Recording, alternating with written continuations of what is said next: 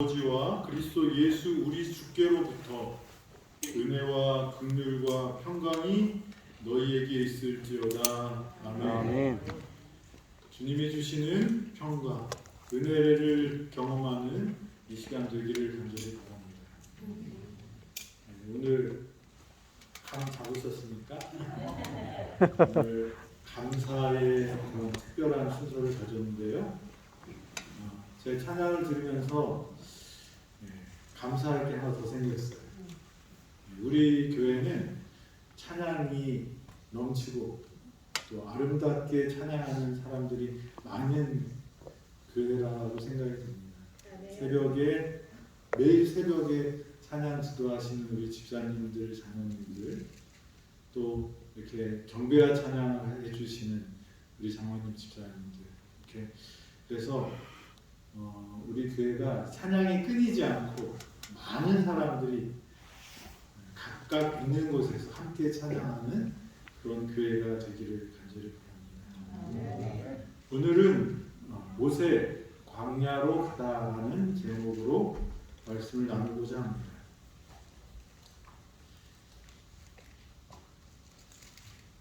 광야에 양을 끌고 가는 사람이 보이나요? 예. 우리가 좀 생각을 좀 하고 상상을 좀 해봤으면 좋겠습니다. 구약 시대로 돌아가서 한 목자가 양떼를 이끌고 먼지 나는 광야길을 걸어가는 이 그림을 생각하면서 이 사람은 누굴까요? 모세입니다. 그런데 이 양을 치는 목자가 어떤 사람이었어요? 불과 몇 년 전까지만 해도 애굽의 왕자였습니다. 애굽 왕의 후계자로 지명될 수 있는, 그리고 그렇게 교육을 받았던 그런 사람이었습니다. 그런데 몇 년 후에 어디로 가요? 미디안 광야, 아마 사우디아라비아 그쪽인 것 같아요. 거기에서 양을 치는 목동이 되었습니다. 화려한 궁궐에서 한순간에 목자로 살게 되었습니다. 애굽의 문명은 나일강 항구의 어떤 역사적으로나 또 여러 가지로 보면 그 문명이 무척 발달되었고 그러니까 정착하여 사는 사람들의 그런 문명이었어요. 그리고 농경을 주로 하기 때문에 점점 어떤 지적인 거나 이런 기술들이나 이런 것들이 점점 거기에 쌓여가면서 그 권위와 재산과 이런 것들이 왕에게 집중되는 그런 곳에 왕자로 살던 사람이 모세였습니다. 반면에 광야는 뭐만 있어요? 듬성듬성 풀이 나 있고 작은 관목들이 있고 먼지 풀풀 나는 그런 곳이었습니다. 겨우 양들이 풀을 뜯어 먹을 정도 아주 척박한 곳이 이 광야였습니다. 애굽에서 저희가 이스라엘 역사를 좀 한번 살펴보겠습니다. 요셉이 큰 기근이 들었을 때 요셉이 애굽의 총리 대신이 됩니다. 아주 기적적인 방법으로 노예에서 또 감옥에서 갑자기 총리 대신이 됩니다. 하지만 요셉은 하나님이 주신 지혜대로 그 정치를 하고 삶을 잘 살아서 애굽을 그 시대에 가장 부유한 나라, 꿔줄지라도 꾸임을 받을 필요가 없는 그런 강대한 나라가 되었습니다. 그래서 이스라엘을 이 애굽의 왕들은 대단히 고맙게 생각했습니다. 그래서 이스라엘 사람들이 목축을 하는 주업이 그거였기 때문에 그 고센 지방에 살라고 하면서 세금도 내라고 안 하고, 그리고 그곳에서 잘 살 수 있도록, 아주 적당한 곳에서 살 수 있도록 하게 됩니다. 그랬더니 그 울타리 안에서, 애굽이라는 울타리 안에서 이 이스라엘 백성들이 사는데 70명 정도가 들어온 그 사람들이 한 400년이 지나니까 200만의 사람들이 됩니다. 그러니까 엄청나게 불어나게 됩니다. 그래서 이스라엘 자손이 생육하고 불어나서 번성하고 매우 강하게 되는 것이 어디에서요? 애굽에서 그렇게 되었다는 거죠. 그런데 이제 문제가 생겼어요. 다 요셉을 사랑하고 요셉의 치세를 그렇게 좋아했던 사람들이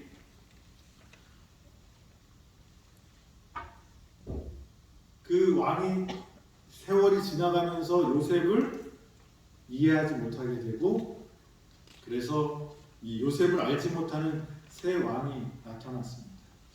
여기에서 요셉을 알지 못하는 왕이라는 그 말이 그냥 요셉이 어떤 사람인지 모르는 것이 아니라 알고 싶지 않은 거예요. 왕이 누구를 높이고 싶어 할까요? 자기를 높이. 네, 자기를 높이고 싶어요. 자기를 높이려고 하다 보니까 자기가 어떤 사람이에요? 특별한 사람이에요. 그러니까 특별하려면 어떻게 해야 돼요? 나는 태어난 것부터 어떻게 하다? 특별하다. 그래서 북한에 있는 김일성 장군은 태어나는 것도 다르대요. 믿거나 말거나지만 왜 그렇게 해요? 그 사람을 높이려면 뭐예요? 그들의 조상도 특별하게 만드는 것입니다. 그런데 이 요셉을 다 사람들이 좋아하고 칭찬했는데 나중에 요셉을 알지 못하는 왕은 그 요셉을 높일 이유가 없는 거죠. 자기 조상도 아니고. 그래서 봤는데 이 이스라엘이 어떤 거예요? 아주 강해지고 많이 풍성한 그런 민족이 되었습니다.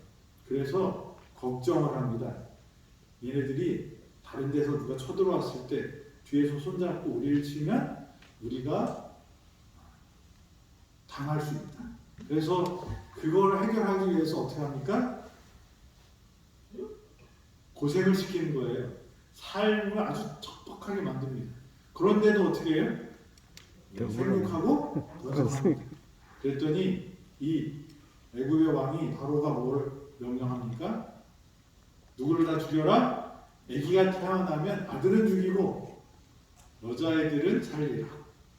그런데 산파들이 그렇게 하면 하나님한테 벌 받을까봐 그 일을 안 하고 다 뭐라고 말하냐? 우리가 가서 죽이기 전에 어떻게 됐다고요? 다 태어났다. 그런 시대에 태어난 사람이 누구예요? 모세. 모세입니다. 요셉이. 모세 번져냄을 받은 자라는 그런 뜻. 그래서 이 모세가 엄마가 조용히 키우려는데 아기가 있는 집을 숨길 수 있어요, 없어요? 없어요. 소리가 나니까 못 숨겨요. 그래서 할 수 없이 어디로 보냅니까? 나일강에 역청으로 만든 바구니 안에 아기를 넣고 떠나 보냅니다. 버린 걸까요? 맡긴 걸까요? 맡겼어요. 하나님께 맡긴 거죠. 그래서 이 나일강 갈대숲에 있던 그 아이를 누가 발견해요? 애굽의 바로의 딸 공주가 발견합니다. 그리고 그 아이를 봤더니 너무너무 행복한 거예요. 너무 예뻐요. 그래서 얘를 죽이면 안 되겠다. 그리고 있어 아주 예쁘다 그러고 있는데 누가 조금 따라와요? 히브리 여자아이가 오더니 유모 구해드릴까요? 그래. 그랬더니 딱 누구를 요기벳을 딱 데리고 와요. 모세의 어머니를 데리고 와서, 그래서 바로가 뭐라 그래요? 내가 돈 줄 테니까 이 아기를 키워. 그래서 생활비 받으면서 모세를 키웁니다. 아마 12살 정도까지 키웠다고 봅니다. 그 사이에 모세는 누구한테 교육을 받아요? 엄마한테 교육을 받아요. 그래서 교육을 받을 때 엄마한테 12살까지 교육이 아주 중요하다고 말해요. 예수님이 몇 살에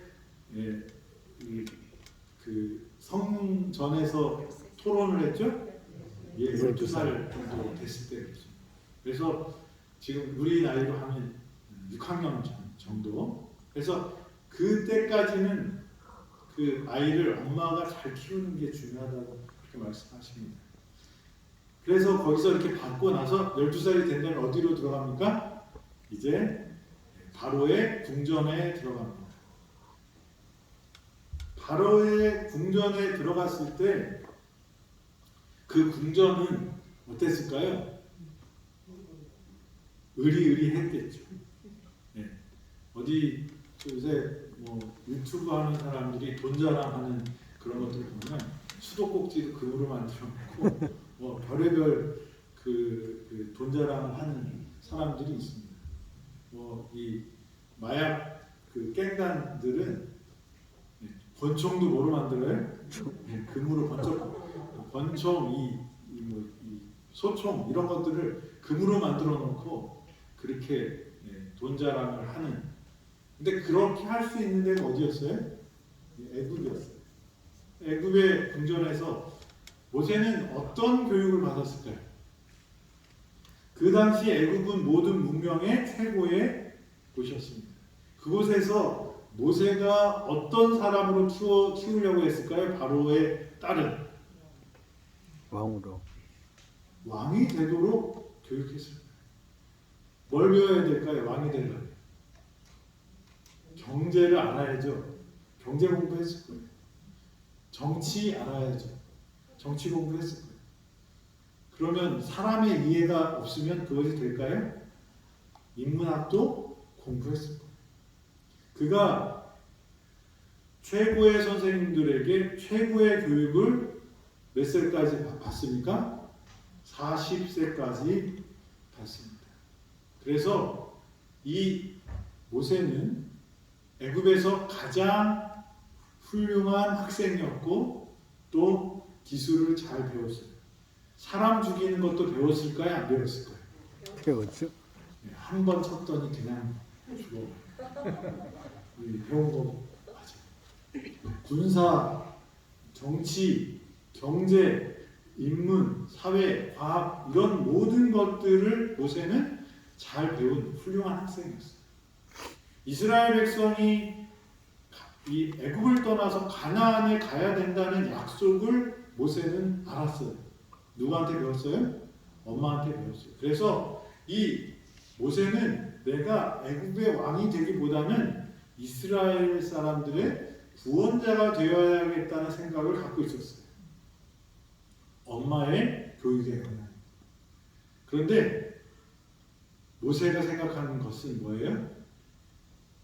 애굽에서 배운 교육대로 우리 이스라엘 백성들을 어떻게 해요? 내가 웅변을 잘해서 사람들 쫙 끌어모으고 어떻게 해요? 조직을 잘해서 군대를 만들고 그리고 돈을 어떻게 조달해서 군자군을 만들어서 누구랑 싸워요? 애굽의 군대랑 싸워서 이기고 우리가 어디로 간다? 가나안으로 간다. 근데 그래서 애굽에 있는 이스라엘 백성들을 봤더니 노예고 아주 비참하게 사는 거예요. 가슴 아프죠. 그러는 동안 어느 날 이유 없이 까닭 없이 애굽 사람이 누구를 때려요? 히브리 사람을 때리는 걸 보고 그걸 참지 못하고 어떻게 합니까? 너 잠깐 일로 와봐. 그리고 툭 쳤더니 어떻게 돼? 죽었어요. 아무도 본 사람 없겠지. 그리고 땅에다 묻습니다. 그리고 안 그런 척하고 다시 돌아갑니다. 그 다음날 또 나와서 봤는데 요번에는 애굽 사람과 히브리 사람 싸움이 아니고 누구예요? 애굽 사람이 아니라 히브리 사람과 히브리 사람이 싸웁니다. 그래서 우리들끼리 힘을 합쳐도 모자랄 판에 왜 너희들끼리 싸우지 마. 그랬더니 한 사람이 뭐라 그래? 또 어저께 애굽 사람 죽였는데 우리도 죽이려고 그래? 언제 우리가 너를 재판관으로 세웠어? 그러면서 오히려 모세에게 화를 내니까 모세가 그때 딱 깨달은 게 있어요. 자기가 비밀로 했던 것이 어떻게 돼? 벌써 소문이 나. 어떻게 해야 될까요? 모세 말고도 왕의 교육을 받은 사람이 있을까요? 없을까요? 경쟁자들이 있는데 이 모세의 숨은 뜻을 그 정치하는 지도자들이 알면 어떻게 합니까? 모세는 파리목숨이 됩니다. 그래서 모세는 거기서 그것을 딱 내려놓고 어떻게 해요? 바로 도망을 갑니다. 터덜터덜 도망을 갑니다. 그래서 도망간 곳이 어디입니까? 광야. 이 광야로 도망을 갑니다. 왜 하나님은 모세가 갖고 있는 그 뜻을 꺾으시고 광야로 가게 하셨을까? 모세의 생각은 내가 배운 웅변수, 내가 배운 정치, 내가 배운 이 군사학 이런 것들을 다 사용하면 누구도 이길 수 있어요? 애굽도 이길 수 있다고 생각했어요. 내가 잘 배웠기 때문에 내 말대로만 이스라엘 사람들이 어떻게 해요? 단합만 한다면 애굽 아무것도 안 해요. 이길 수 있어. 그리고 생각을 하고 그렇게 실행을 하려고 했는데 조직도 하기 전에 어떻게 돼? 살인자로 그 미디안 광야로 쫓겨가게 되었습니다.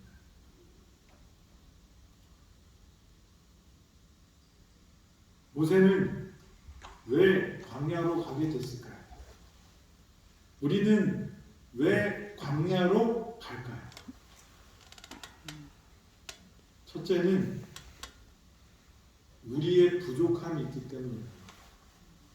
모세는 내가 정치를 배웠고 경제를 배웠고 군사를 배웠고 그래서 뭘 하면 돼요? 사람들만 나를 따르면 내가 이 대업을 이룰 수 있다고 생각했지만 모세는 뭐가 없었어요? 참을성. 하나님을 의지하는 믿음이 부족했어요. 애굽 사람을 죽임으로 모세는 조상들이 누누이 범한 과오, 곧 하나님께서 하시겠다고 약속하신 일을 자신들의 손으로 처리한 과오를 반복하였다. 하나님의 뜻은 모세가 생각한 대로 전쟁으로 그분의 백성을 해방시키는 것이 아니라 영광이 그분께만 돌려지도록 그분 자신의 능하신 힘으로 하시는 것이다.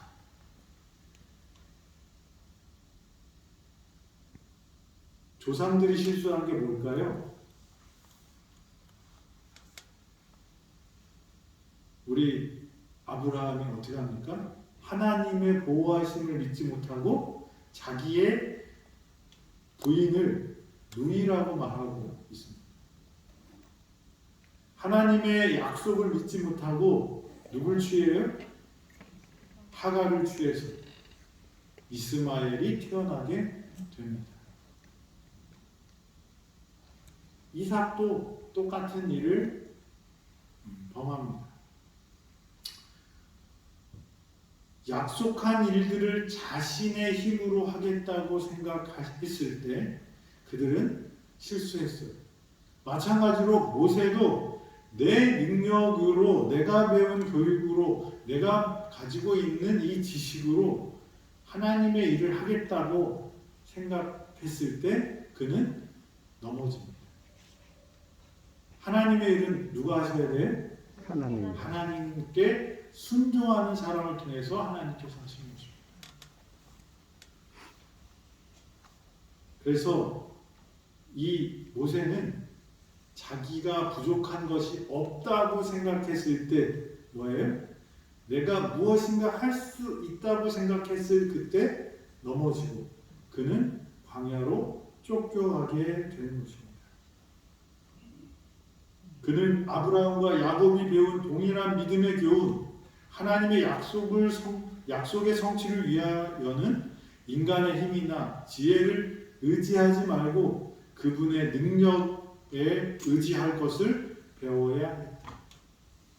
야곱이 만약에 하나님의 약속을 기다렸다면 그의 어머니를 다시 못 보는 일을 이 땅에서 생기지 않았을 것입니다. 야곱이 아버지를 속이지 않았다면 그런 슬픈 일들이 일어나지 않았을 것입니다. 그런데 하나님의 능력보다 뭘 더 의지했어요? 자신의 꾀를 의지했을 때 그는 실패하고 그가 어려움을 당하는 모습을 봅니다. 역시 모세도 하나님을 위한다는 그런 마음은 있었고 하나님의 뜻을 이루어야겠다는 선한 의도는 있었지만 그가 놓친 것이 있는데 그게 뭐예요? 하나님은 하나님의 방식대로 일을 하신다. 우리가 살아가면서 그런 실수를 많이 해요. 목적이 선하면 수단은 어떠해도 된다고 생각하는 것은 절대로 하나님의 뜻이 아니에요. 하나님은 목적이 선한 것도 귀히 보시지만 수단도 방법도 분명히 하나님의 방법대로 하기를 원하십니다. 그것이 손해가 있고 미련해 보일지라도 하나님은 그렇게 하라고 하시는 거죠. 아멘. 그래서 여기에 그 하나님을 의지하는 것을 배워야 되고요. 또 하나는 뭐냐면 이 광야로 하나님께서 보내신 것을 허락하신 이유는 극기와 고난의 학교에서 그는 인내와 감정을 조절하는 것을 배워야 했다. 현명하게 다스릴 수 있기 전에 그는 순종하기를 배워야 했다. 모세가 부족한 것 세 가지를 말합니다. 첫째는 뭐예요? 인간의 힘이나 지혜를 의지하지 말고 뭘 의지하라? 하나님의 능력을 의지하라는 것을 배워야 했습니다.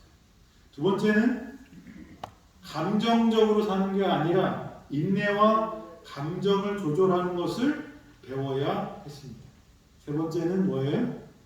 현명하게 다스릴 수 있기 전에 먼저 뭘 배우라는 거예요? 순종하기를 먼저 배워야 한다고 말씀하십니다. 그래서 모세가 광야로 갈 것은 모세가 다 갖고 있다고 생각했지만 모세는 뭐가 있었어요? 부족한 것이 있었어요. 그것이 뭐냐면 믿음이 부족했고요. 인내와 자기 감정을 조절하는 것이 부족했고요. 순종하는 것이 부족했다는 거예요.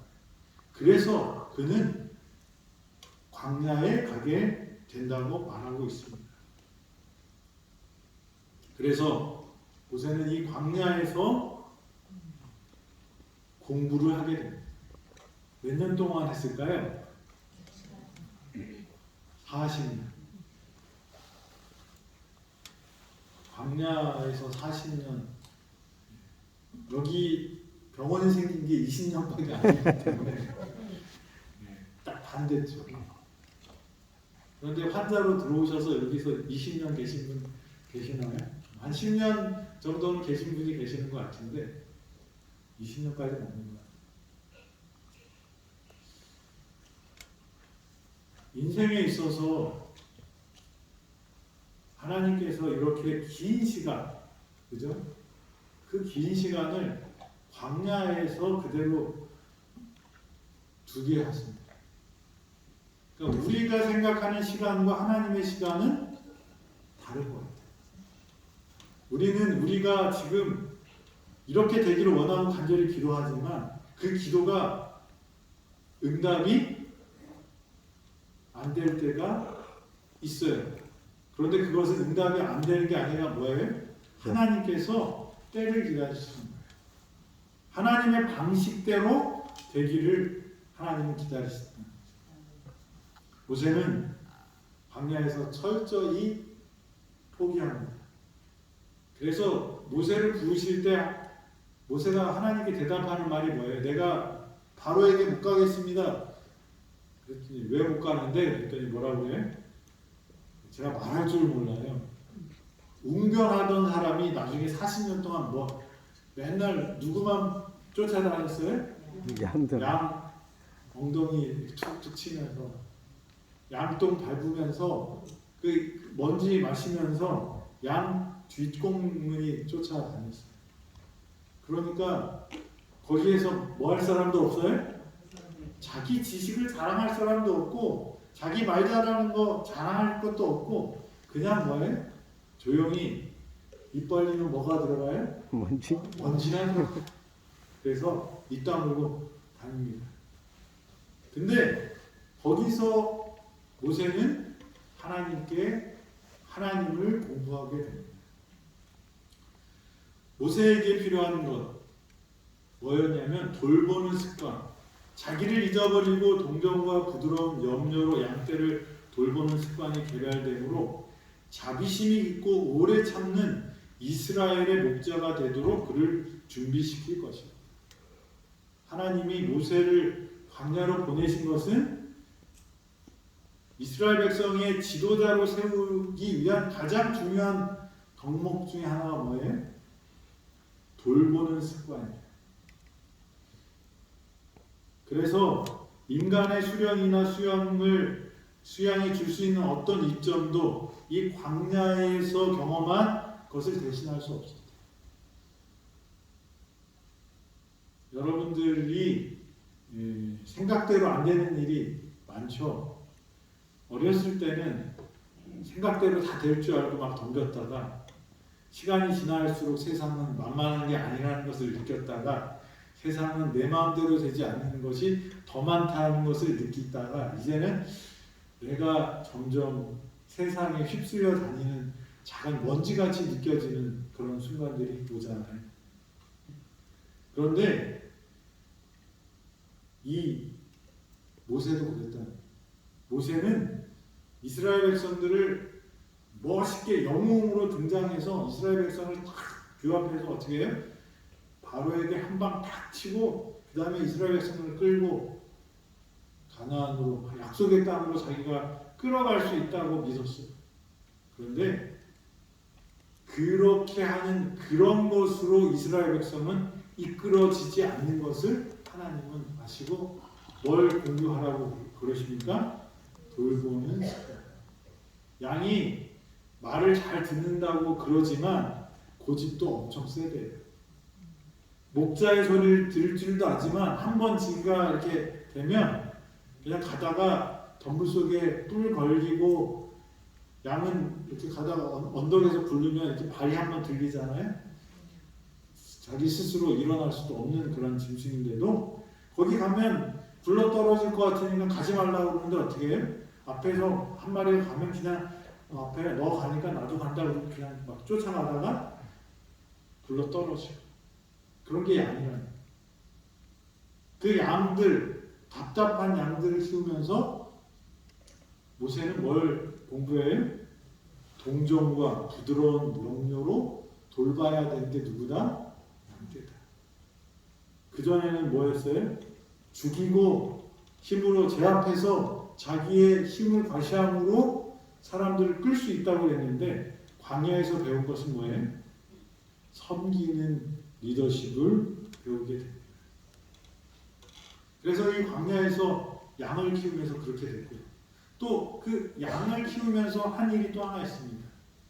세월이 흘러감에 따라 모세는 양떼를 몰고 한적한 곳으로 이리저리 다니면서 압박받는 그의 백성들의 형편에 대하여 깊이 생각하고 그의 조상들을 인도하신 하나님의 손길과 선민의 유업에 대한 약속들을 하나하나 헤아려 보면서 밤낮으로 이스라엘 백성들을 위하여 기도드렸다. 하늘의 천사들은 그의 주위에 그들의 빛을 비추었다. 여기서 그는 성령의 감동하심을 입어 창세기를 기록하였다. 적막한 황야에서 보낸 오랜 세월은 모세와 그의 백성뿐 아니라 그 후에 계속된 모든 시대를 통하여 이 세상에 풍성한 축복이 되었다. 광야에서 모세가 한 일이 있어요. 뭘 썼대요? 창세기를 기록했대요. 천연계 속에서 하나님을 만난 거예요. 화려한 궁정에서 사람을 어떻게 죽이고 어떻게 돈을 뺏고 어떻게 사람들을 움직이고 어떻게 내 마음, 내 뜻대로 살아야 될지를 배웠던 모세가 40년 동안 광야에서 뭘 봤어요? 사람은 보지 못하고 천년. 아무것도 없는 그 결핍의 장소에서 뭘 봅니까? 하나님을 봅니다. 우리가 광야로 가는 이유 중에 하나는 너무 보이는 게 많아요. 너무 많은 사람들이 있어요. 그래서 하나님이 누구만 보이도록? 하나님만 보이도록. 그 결핍의 장소에서 모세는 누구를 만났어요? 하나님을 만났어요. 하나님을 봤더니 하나님이 만드신 천연계가, 하나님께서 이루어 놓으신 그 세계가 어떤 것인지, 하나님의 품성이 어떤 모습인지를 깨닫게 됩니다. 창세기를 기록하면서 모세는 하나님의 위대함을 경험합니다. 도초에 창조주의 이름이 기록되어 있는 것을 찾아냅니다. 우리가 산책을 하면서 낙엽을 보면서 또 그 나무를 보면서 경치를 보면서 여러분들이 하나님을 찾게 되길 바랍니다. 아멘. 하나님께서 그곳에 하나님의 마음을 새겨 놓으셨어요. 그것을 발견할 때 여러분들에게는 기쁨이 생길 거예요. 왜냐하면 하나님이 그렇게 창조하셨기 때문에. 근데 우리는 계속 무엇만 봐요? 내가 만든 집, 내가 만든 무엇, 돈과 권력과 부귀와 이런 것에 집중하다가 뭘 보지 못해요? 그것을 만드신 하나님을 보지 못해요. 모세는 그 양 궁둥이를 쫓아가다가 눈을 들었더니 찬란하게 빛나는 별들을, 그 바위에 새겨놓은 하나님의 섭리를 보고요. 그 양들을 통해서 하나님의 우리를 어떻게 사랑하시는지를 깨닫게 됩니다. 그래서 모세는 참을성 있고 경건하고 겸손하게 되었습니다. 그래서 민수기 12장 3절에는 온유함이 지면의 모든 사람보다 승하게 되었다라고 말합니다.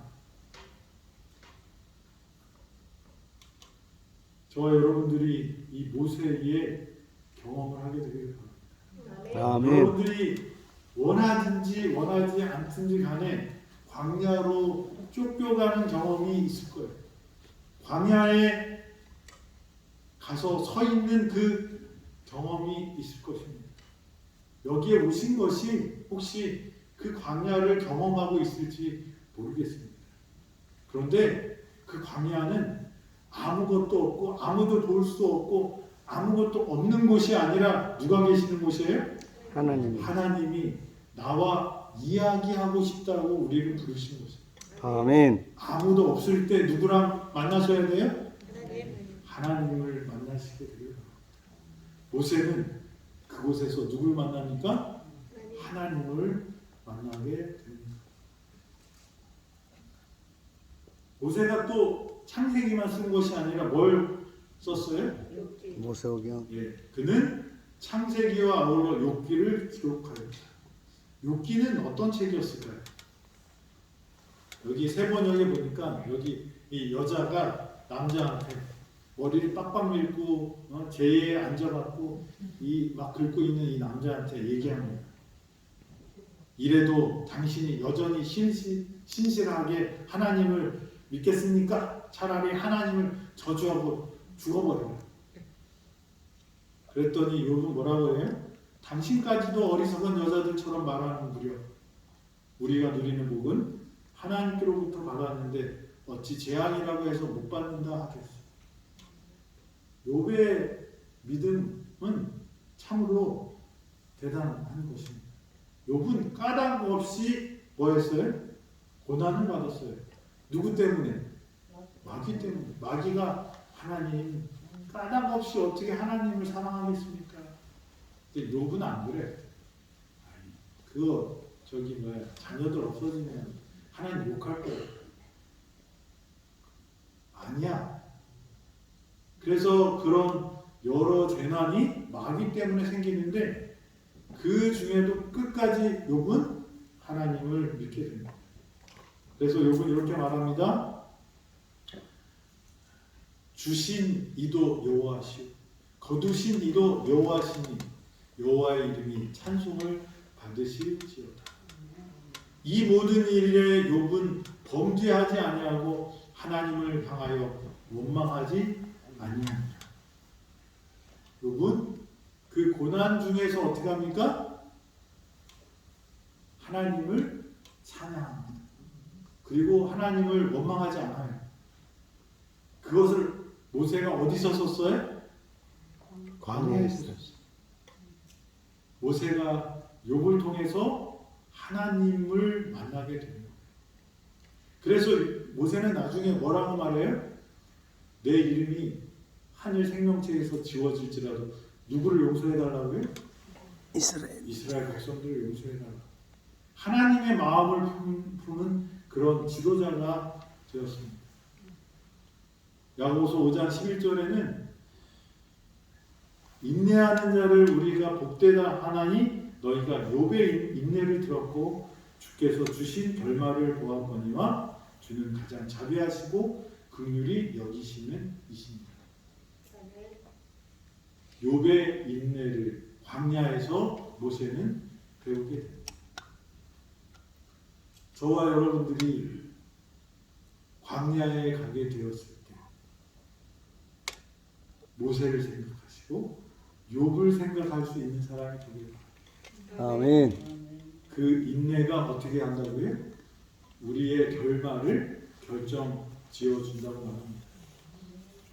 그래서 이 광야에서 모세는 창세기를 쓰면서 욥기를 쓰면서 하나님 그 양을 치면서 하나님께서 주신 그 교육을 40년 동안 받았어요.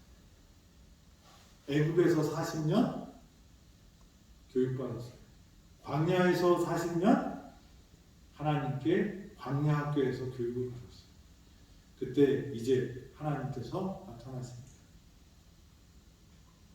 그래서 이제 가라 이스라엘 자손의 부르짖음을 내게 하라고 애굽 사람이 그들에게 괴롭히는 학대도 내가 보았으니 이제 내가 너를 바로에게 보내어 너에게 내 백성 이스라엘 자손을 애굽에서 인도하여 내게 하리라.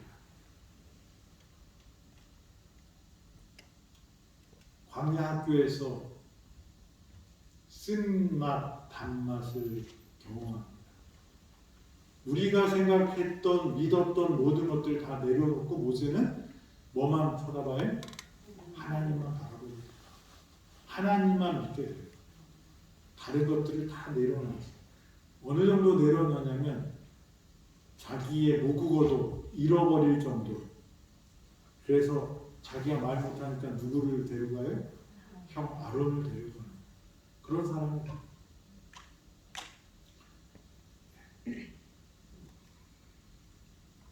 모세의 인생 120년입니다. 애굽에서의 40년. 모세는 무엇인가 할 수 있다라는 그런 마음을 가지고 살았어요. 저와 여러분들이 그렇게 살지 않나 모르겠습니다. 내가 무엇을 할 수 있어. 나는 할 수 있는 사람이야. 내가 이렇게 하면 이렇게 될 수 있어. 그런데 하나님은 어디로 부르셔요? 광야로 부르십니다. 광야에 가서 모세는 철저하게 깨닫습니다. 뭘 깨닫을까요? 결핍을 깨닫습니다. 광야에서 모세는 자기의 민낯을 봅니다. 나는 준비가 됐다고 믿었었는데 나는 무엇인가 할 수 있다고 믿었었는데 광야에 가보니까 양들도 마음대로 못하는 사람이 누구예요? 모세. 나는 군사학을 배웠는데 이 군사들은 어떻게 쓰면 내가 전쟁에서 이길 수 있어. 이렇게 확신을 찬 사람이 뭐도 마음대로 못해요? 양도 마음대로 못 채워. 그러면서 모세는 자신의 민낯을 봅니다. 아무것도 없는 그 결핍의 광야에서 자신의 본성과 실력을 알게 됩니다. 근거 없는 자신감에서 진짜 자신을 알게 됩니다. 미디안 광야에서 목자로 보낸 40년이 모세를 철저하게 무력하게 만들었어요. 나는 이스라엘 백성들을 위해서 무엇인가 할 수 있다라고 생각했던 그 모세가 내가 할 수 있는 것은 아무것도 없구라라는 그런 자신의 결핍을 고백하는 사람이 되었습니다. 그런데 그때 누가 나타나요? 하나님이 모세를 부르십니다. 왜요? 하나님의 능력은 어디에 임할까요? 자복하는 사람한테 하나 지켜서는 임하시지 않습니다. 어디에 임하셔요? 하늘을 향하여 손을 펼치고 하늘의 축복을 받을 수 있게 준비된 그릇에 하나님의 축복이 있는 거죠. 그릇을 아무리 뒤집어 놓고 그 뒤집은 그릇에 물을 채우려고 해도 채울 수 없는 거죠. 우리가 준비가 돼야 돼요. 하늘을 향하여 우리의 마음이 열려야 돼요. 그런데 거기에 쓰레기가 가득 차 있으면 하나님의 은혜를 주어도 어떻게 해요? 그냥 넘칠 뿐이지 채워지지 않아요.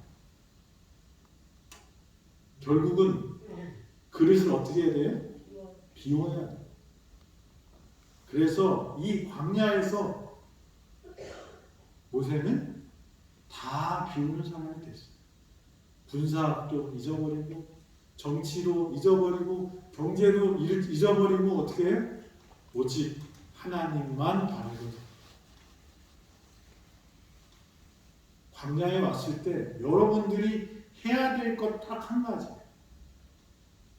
이 에덴이 여러분들 인생에서 광야가 된 사람들도 있을 것입니다. 그런데 그 광야가 축복의 광야냐 아니면 죽음의 골짜기냐, 그거는 우리가 무엇을 선택하냐에 따라 달라집니다. 아멘. 여기서 누굴 만나셔야 돼요? 하나님. 하나님을 만나셔야 돼요. 우리를 만드신 하나님, 우리를 창조하신 하나님, 우리를 변화시킬 수 있는 하나님, 우리에게 무엇이든지 할 수 있는 하나님, 그 하나님. 그래서 욥처럼 뭐예요? 주신 것도 하나님이시고 가져가신 것도 하나님이시고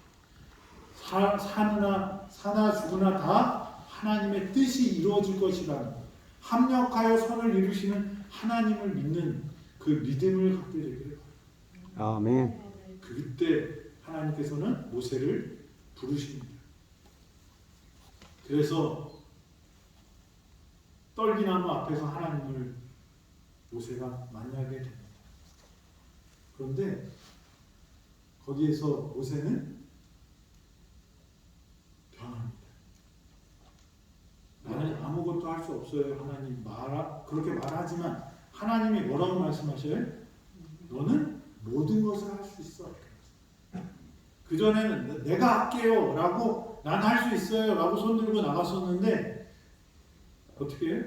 사고치고 문제 일으켜서 죽을까봐 광야로 도망가서 자세히 내가 살고 보니까 내가 할 줄 아는 게 없네. 내가 갖고 있는 것이 참 귀한 거라고 생각했는데 이게 다 뭐예요? 똥이네. 그리고 다 내려놨어요. 그랬더니 하나님이 부르셔요. 그리고 뭐라고 말씀하세요? 가라. 애굽으로 가라. 저 말도 못해요. 저 능력도 없어요. 그랬더니 내가 너와 함께. 모세의 능력은 누가 되셨어요? 하나님이 되셨어요.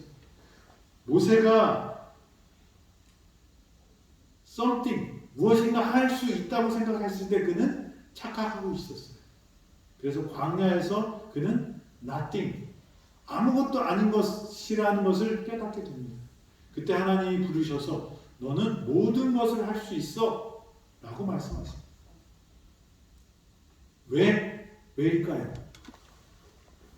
하나님이, 창조주 하나님이 내 편이 되신다는 거예요. 하나님이 함께 하신다는 거예요. 하나님께서 하시겠다고 그렇게 말씀하신 거죠. 아멘. 모세의 인생 40년, 120년은 세 단계로 나눠집니다. something, nothing, everything. 모세가 찬란하게 빛나는 인생은 언제였을까요? 애국의 궁전에 있을 때였을까요? 아니요.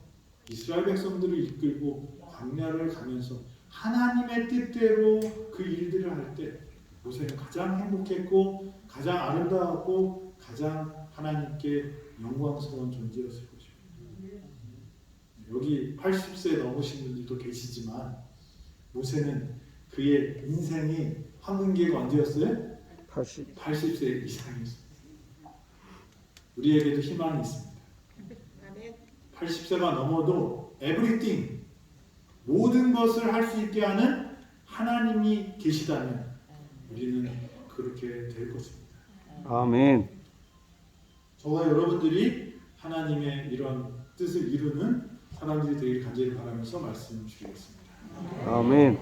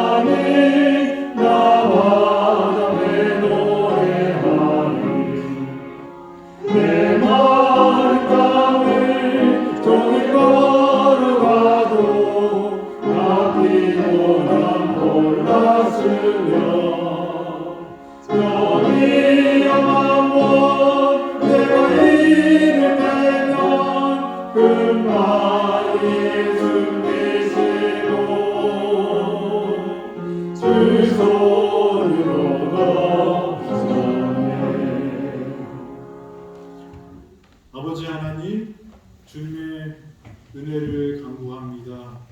주님 함께하여 주시고 우리 모든 성도에게 광야로 갈지라도 하나님을 만나게 하시고 그 광야에서 하나님으로 인하여 생명을 얻고 축복을 받는 모세와 같은 믿음을 갖게 하여 주시옵소서. 우리가 모든 것을 내려놓고 모세처럼 아무것도 할 수 없는 그 결핍의 순간에 하나님만 붙잡으면 모든 것을 할 수 있는 능력의 사람이 된다고 약속하셨사오니 오늘 이 자리에 함께 하시고 하나님을 만나게 하시고 하나님과 동행하는 우리 모든 성도 되도록 인도하여 주시옵소서. 하나님의 사랑과 예수 그리스도의 은혜와 성령님의 교통하심이 지금부터 영원까지 우리 모든 성도들과 함께 있기를 예수 그리스도의 이름으로 축원하옵나이다. 아멘.